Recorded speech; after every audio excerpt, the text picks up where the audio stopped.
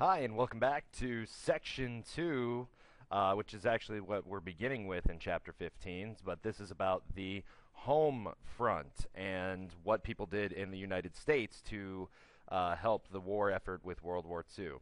Our learning targets for today, we're going to talk about the increased opportunities for women and minorities during World War II.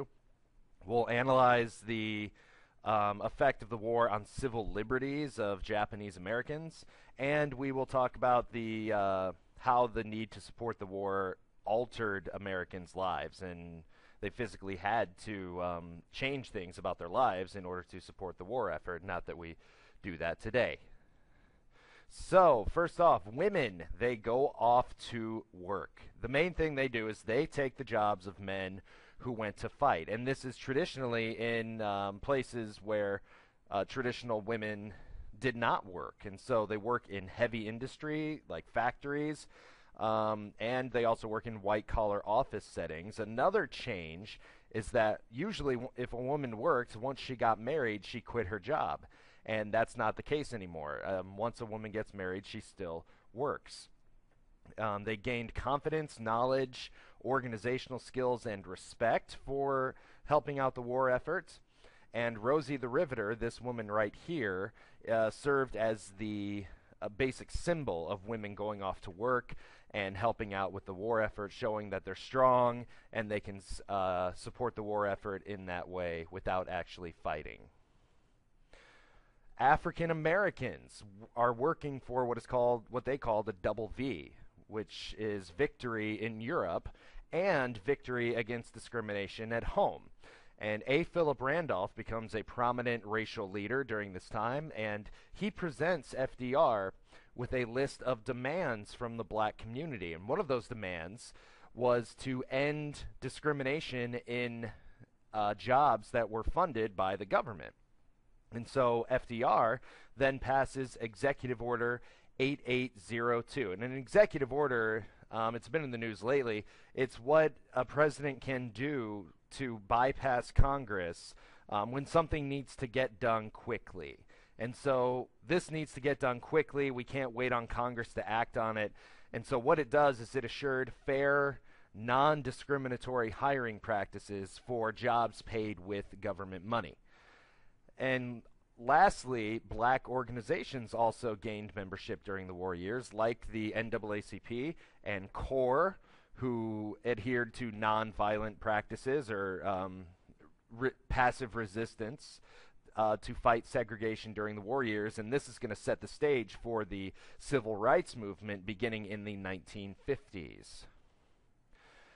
Population shifts you need to know about. In our country, people move where the jobs are. There's a lot more war jobs, which were in the South and Southwest, and also in the big industrial cities in the North. So people move even more into the cities. And to alleviate population drain of people going off to war and moving away to work, out west, the United States government started the Bracero program, which brings laborers from Mexico to work on American farms. And this ends not very pretty about 10, 15 years later, but for the time being, everybody wins. The Americans get people to work on their farms, and the Mexicans get jobs. The migration triggers racial violence. We now have races that haven't been rubbing into one another in their entire existence. Now they are. So there's Detroit race riots that kill 34, and there's also Zoot Suit riots in Los Angeles, where a group of Hispanics wore these big zoot suits that were, popular at the time, and some off-duty white sailors beat up these minorities, these Hispanics, and the Hispanics were the ones who were arrested and not the white attackers. So an instance of racism and discrimination there. This is the beginning of section learning target 2. How do we restrict aliens during this time? Aliens being immigrants, people from other countries here and not citizens. Well, Axis immigrants faced restrictions throughout the war. People from Germany and Italy are held in camps and faced curfews and travel restrictions. But Japanese and Japanese Americans were treated the worst, and it's for a couple reasons. First of all, racism.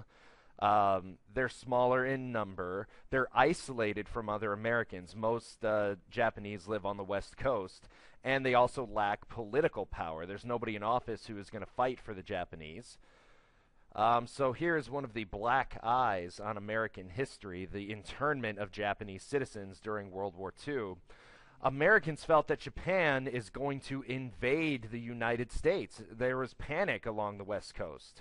And so President Roosevelt signs another executive order, and you'll have to keep these straight.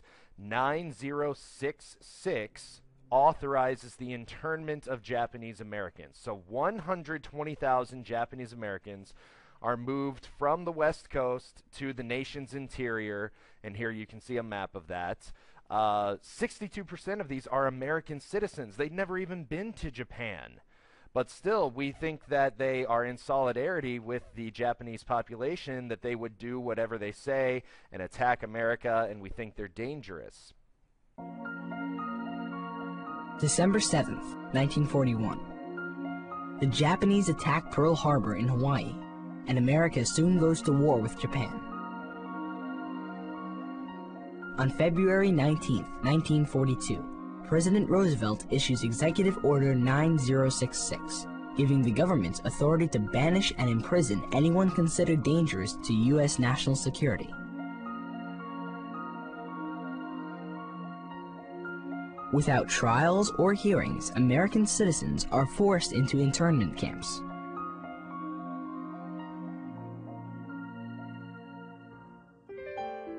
Because they are Japanese, and now considered an enemy race, more than 110,000 men, women, and children are imprisoned. The first evacuation of Japanese Americans from their homes took place in April 1942. 1,500 people boarded trains in San Diego, California, not knowing their destination.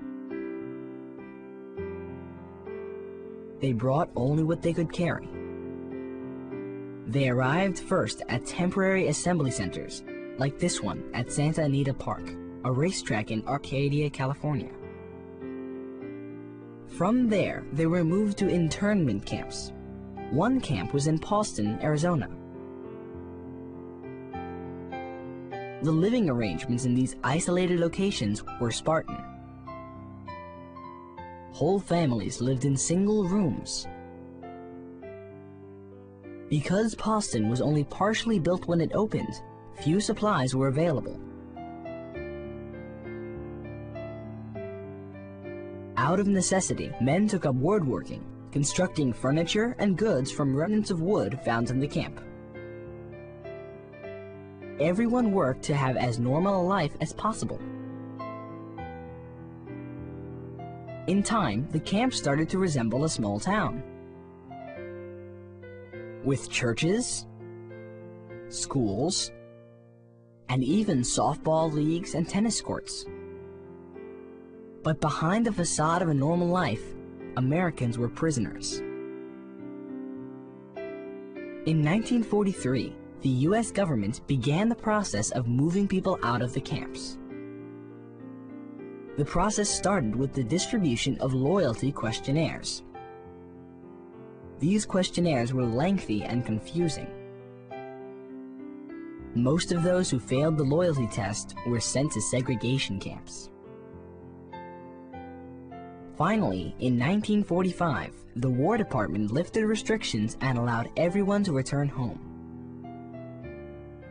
But the journey back to a normal life would be difficult. Some people had nowhere to go because they had sold their homes and belongings before they'd been forced to move. It would not be until 1988, when President Ronald Reagan signed the Civil Liberties Act, that some justice would be served. This act granted $20,000 to every person alive who lived in a camp. And it was a national apology for a grave injustice. In the end, no person of Japanese ancestry residing and interned in the United States was ever charged or convicted of espionage or sabotage. Now, this was challenged in court were the rights of Japanese Americans violated. In Korematsu versus United States, this is the important one, did the president and Congress go beyond their war powers to restrict the rights of Japanese Americans? And the Supreme Court says, yes, they did. 6-3, only 3 dissenters, or people who disagreed with the decision. They say that it was constitutional to intern the Japanese because of restricting rights during wartime. And Hirabayashi versus the United States, the court holds that members of a minority group restricting their rights is constitutional when the nation is at war with the country from which the group originated. So, for example, restricting curfew for only Japanese. That is legal in times of war. The war is going to cost $330 billion, not adjusted for inflation. So FDR creates what is called the Office of Price Administration, and they are in charge of controlling wages and setting price ceilings, saying that things cannot be sold over this. So they're affecting the market, affecting supply and demand. Stores ration their goods. I mean, there's not enough to go around, and we have to send some basic supplies overseas. So sugar, butter, meat, gasoline, rubber, nylon stockings for women even were kept, they were rationed. You couldn't buy them whenever you wanted. You only could buy a little bit. People were given coupon books for these items, which limited the amount that they could buy.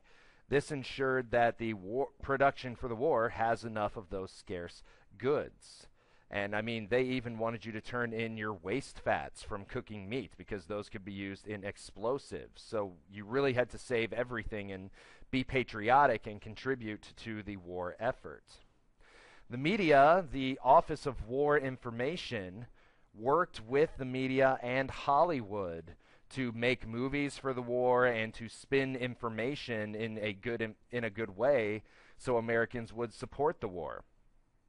They also helped spread information about America overseas. Leaflet dropping became popular during World War II, dropping on both enemies and allies, saying that the Americans were coming.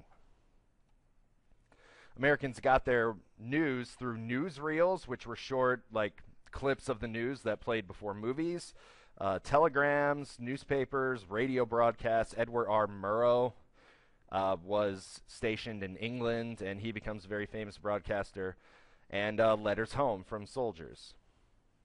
Here are some more stuff about rationing. People created victory gardens so they could grow their own vegetables, and you were supposed to be part of a car sharing club, or like carpooling. Here are some more propaganda posters that we used in America. We will be taking a look at more of these in a project later on. Here's some other ones.